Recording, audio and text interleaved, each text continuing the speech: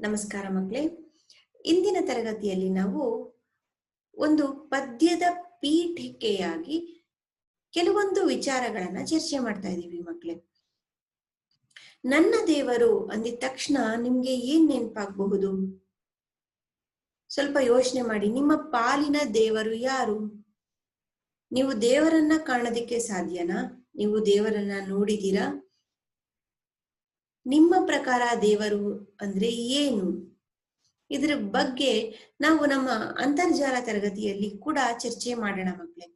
ಈಗ ನಾನು ನೇರವಾಗಿ ವಿಷಯಕ್ಕೆ ಬರ್ತೀನಿ. ದೇವರು ಅಂದಿದ ತಕ್ಷಣ ನಮ್ಮೆಲ್ಲರಿಗೂ ಗೊತ್ತಿರೋ ಹಾಗೆ ಆತ ನಮ್ಮ ಕಣ್ಣಿಗೆ ಕಾಣುವುದಿಲ್ಲ, ಆದ್ರೆ ನಮ್ಮ ಅನುಭವಕ್ಕೆ ಬಂದಿರ್ತಾನೆ ಅಲ್ವಾ?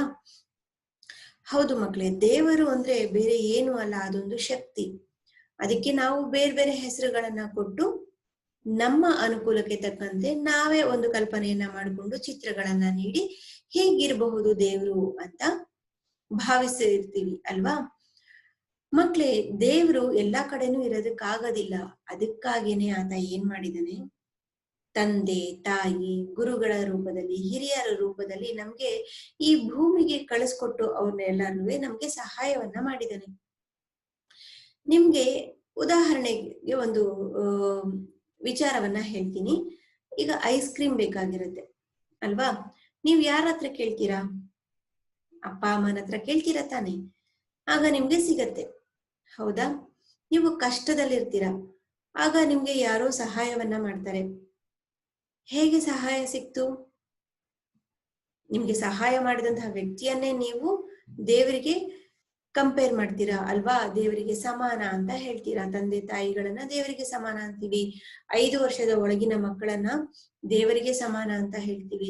ಯಾಕೆ 5 ವರ್ಷದ ಒಳಗಿನ ಮಕ್ಕಳಿಗೆ ನಾವು ಆ ಪದವನ್ನ ಬಳಸ್ತೀವಿ ಅಂದ್ರೆ, ಆ ಮಕ್ಕಳಲ್ಲಿ ಕಪಟ, ಸುಳ್ಳು, ಮೋಸ ಇಂಥದ್ದು ಯಾವುದು ಕೂಡ ಅವ್ರಿಗೆ ತಿಳಿದಿರೋದಿಲ್ಲ ಅಂತ.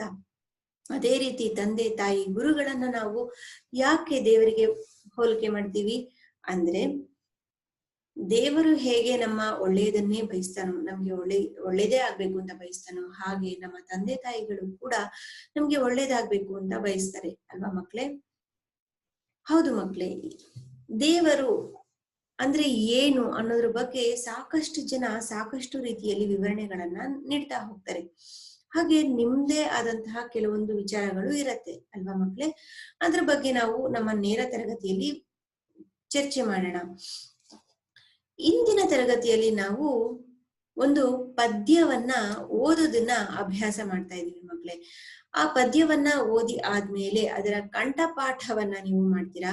ಜೊತೆಗೆ ಪದ್ಯದ ಸಾರಾಂಶವನ್ನ ತಿಳಿದ ಮೇಲೆ ನಿಜವಾದ ಅರ್ಥದಲ್ಲಿ ದೇವರು ಅಂದ್ರೆ ಯಾರು ಅನ್ನೋದನ್ನ ತಿಳ್ಕೊಳ್ತೀರಾ ಮಕ್ಳೇ. ಧ್ವನಿಯ ಏರಿಳಿತದೊಂದಿಗೆ ಪದ್ಯ ವಾಚನ ಮಾಡೋದು ಹೇಗೆ ಅನ್ನೋದನ್ನ ಸಹ ನೀವು ಈ ದಿನ ಕಲ್ತ್ಕೊಳ್ತೀರಾ. ಬನ್ನಿ ಮಕ್ಳೇ, ಪದ್ಯವನ್ನ ಹೇಗೆ ಸ್ವರ ಭಾರದ ಜೊತೆಗೆ ಓದ್ಬೇಕು ಅನ್ನೋದನ್ನ ತಿಳ್ಕೊಳ್ಳೋಣ. ಹಾಗೇನೆ ಪದ್ಯ ಓದುವಂತಹ ಸಮಯದಲ್ಲಿ ನಾನಲ್ಲಿ ಕೊಟ್ಟಿರುವಂತಹ ಕೆಲವೊಂದು ಚಿತ್ರಗಳನ್ನ ಗಮನವಿಟ್ಟು ನೋಡಿ.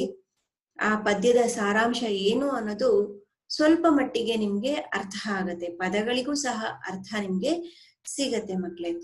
ಬನ್ನಿ ಪದ್ಯ ವಾಚನವನ್ನ ಮಾಡೋಣ. ವಾಚನ ಅಂದ್ರೆ ಮಕ್ಳೇ ಓದೋದು. ಗಮನ ಇಟ್ಟು ನೋಡ್ಕೊಳ್ಳಿ ಮಕ್ಳೇ. ನಿತ್ಯ ನಮಗೆ ಬೆಳಕು ಕೊಡುವ ಸೂರ್ಯ ನನ್ನ ದೇವರು, ರಾತ್ರಿ ಹಾಲು ಬೆಳಕು ಕೊಡುವ ಚಂದ್ರ ನನ್ನ ದೇವರು, ಕೋಟಿ ತಾರೆ ಬೆಳ್ಳಿ ಚುಕ್ಕಿ ಉಲ್ಕೆ ನನ್ನ ದೇವರು, ಬೆಂಕಿ ಗಾಳಿ ನೀರು ಗಗನ ಎಲ್ಲ ನನ್ನ ದೇವರು, ಹಚ್ಚ ಹಸಿರು ಹೊದ್ದು ನಿಂತ ಭೂಮಿ ನನ್ನ ದೇವರು, ಗುಡ್ಡ ಬೆಟ್ಟ ಕಾಡು ಮೇಡು ಹೊಳೆಗಳೆನ್ನ ದೇವರು, ಹೊಲದಿ ಬೆವರು ಸುರಿಸಿ ದುಡಿವ ರೈತ ನನ್ನ ದೇವರು, ದೇಶಕ್ಕಾಗಿ ಶ್ರಮಿಸುತ್ತಿರುವ ಯೋಧ ನನ್ನ ದೇವರು, ತಂದೆ ತಾಯಿ ಬಂಧು ಬಳಗವೆಲ್ಲ ನನ್ನ ದೇವರು, ವಿದ್ಯೆ ಕಲಿಸಿ ಹಿತವ ನುಡಿವ ಗುರುಗಳೆನ್ನ ದೇವರು, ನನ್ನ ದೇವರಿವರು ನಿತ್ಯ ನನಗೆ ಕಾಣುತ್ತಿರುವರು, ಶುದ್ಧ ಮನದಿ ಬೇಡಿದುದನು ನೀಡಿ ಪೊರೆಯುತ್ತಿರುವರು, ಈ ಪದ್ಯವನ್ನು ಬರೆದವರು ಹೌದು ಮಕ್ಕಳೇ, ನೆಂಪು ನರಸಿಂಹ ಭಟ್ಟ. ಮಕ್ಕಳೇ, ಇದೇ ಪದ್ಯವನ್ನ ನಾವು ರಾಗವಾಗಿ ಹಾಡೋದು ಹೇಗೆ ಅನ್ನೋದನ್ನ ಸಹ ಕಲ್ತ್ಕೊಳ್ಳೋಣ.